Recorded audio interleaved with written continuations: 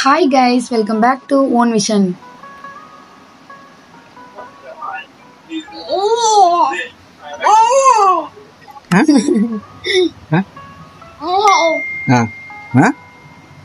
என்ன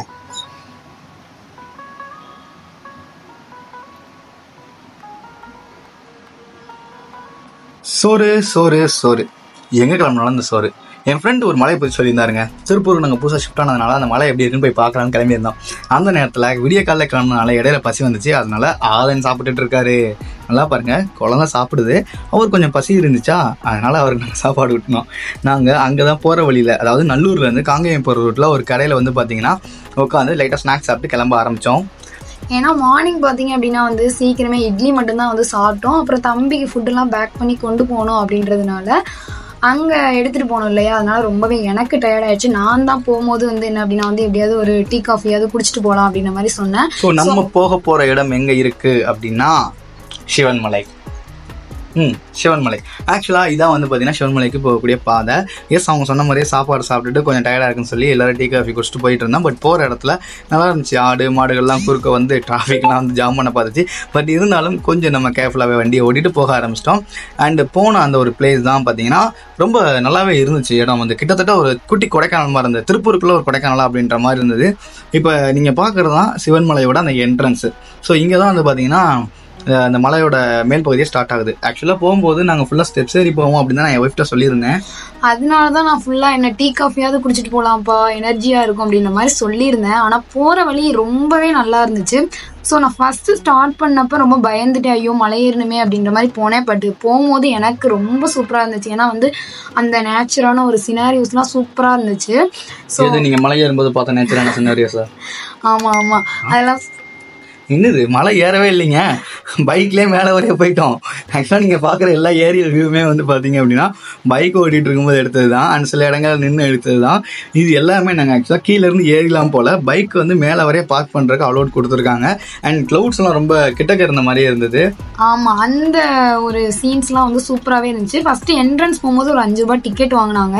ஸோ வாங்கிட்டு அப்படியே நாங்கள் மேலே போயிட்டு இருக்கும்போது தான் இது எல்லாமே கவர் பண்ணோம். இது எல்லாமே பார்த்தீங்க அப்படின்னா வந்து பைக் ரைட்லேயே தான் வந்து கவர் பண்ணது. ஸோ போகும்போது பார்த்தீங்க அப்படின்னா வந்து புதுசாக ஒரு எக்ஸ்பீரியன்ஸ் இருந்துச்சு அப்படின்னு தான் வந்து சொல்லலாம். ஏன்னா நம்ம இது வரைக்கும் வந்து ஃபோட்டோஸ் வீடியோஸில் பார்த்ததை வந்து நாங்கள் நேச்சராகவே என்ன அப்படின்னா வந்து நேர்லேயே பார்க்குற மாதிரி இருந்துச்சு.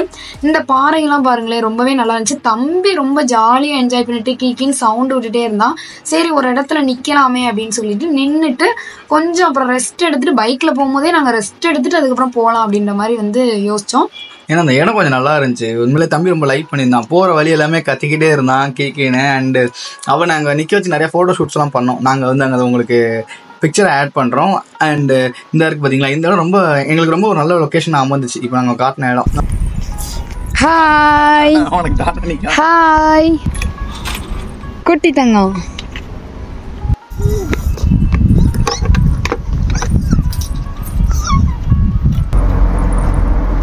அதன் குட்டி, செல்ல குட்டி, குட்டி தங்கம்.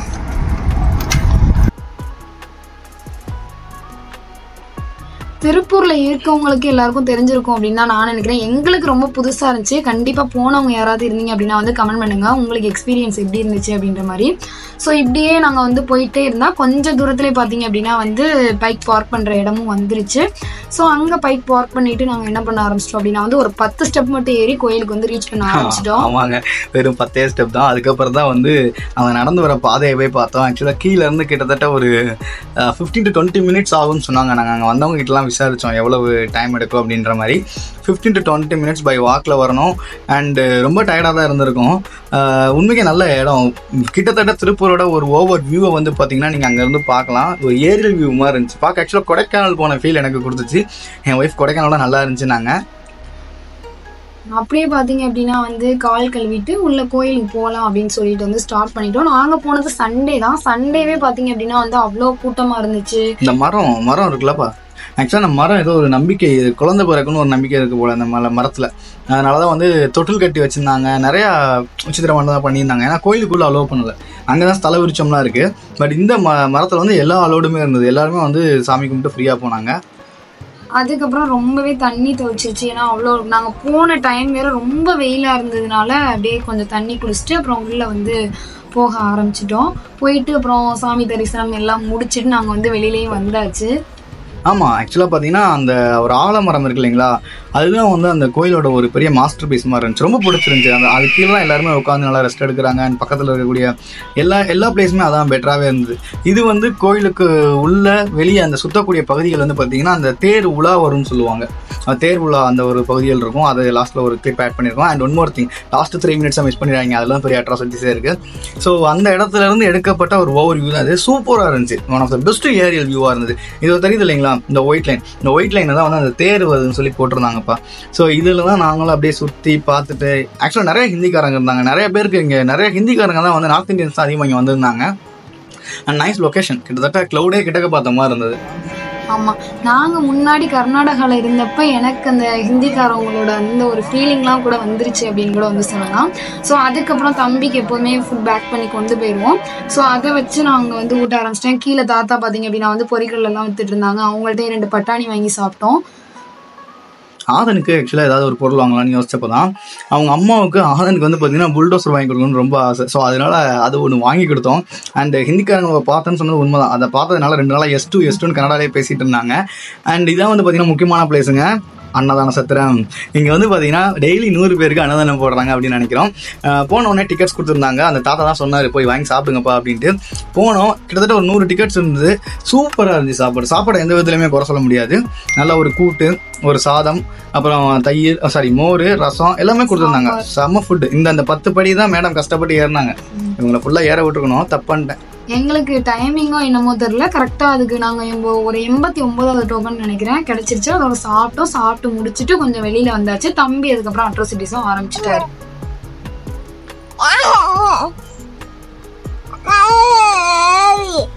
என்ன வீட்டுக்கு போலாமா?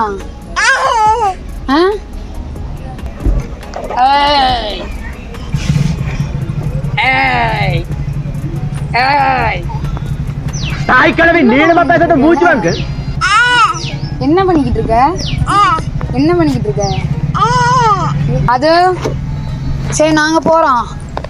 எங்க வாங்க போலாம். வாங்க. நீ வரலையா? வாங்க நம்ம கோயிலுக்கு. வண்டி சொன்ன கேக்குறான்.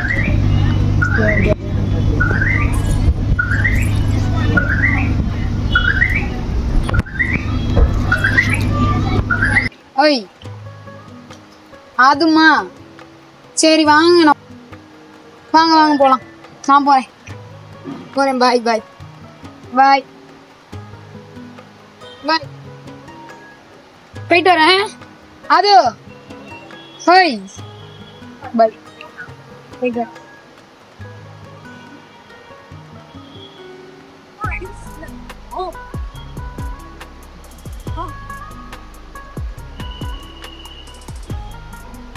வா, நான் போறேன். தம்பி வந்து வரவே மாட்டேன்னு சொல்லிட்டு ரொம்ப அடம் பிடிக்க ஆரம்பிச்சிட்டான். என்னமோ தெரியல, நாங்கள் அடிக்கடி 2 பேரோட சிச்சுவேஷனால எங்கே போனாலும் அழைச்சிட்டு போறதுனால என்ன அப்படின்னா வந்து டிராவலை வந்து அடாப்டே ஆயிட்டான். ஸோ அதுக்கப்புறம் பார்த்தீங்கன்னா அங்கேருந்து வரமாட்டேன்னு சொன்னால் எப்படியோ அவனை வந்து பேசி வந்து கூட்டிகிட்டு போயாச்சு. கண்டிப்பாக ஆதன் விளாக்ஸ்னால நீங்கள் என்டர்டெயின் ஆயிருப்பீங்க அப்படின்ற நம்பிக்கை எனக்கு இருக்கு. அடுத்தடுத்த விளாக்ஸோட உங்களை சந்திக்கும் வரை உங்களிடம் விடைபெறுவது உங்கள் கனகராஜ்.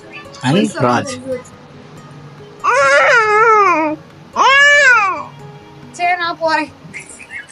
வாங்க நம்மளும் போலாம். வா அம்மா கிட்ட வா.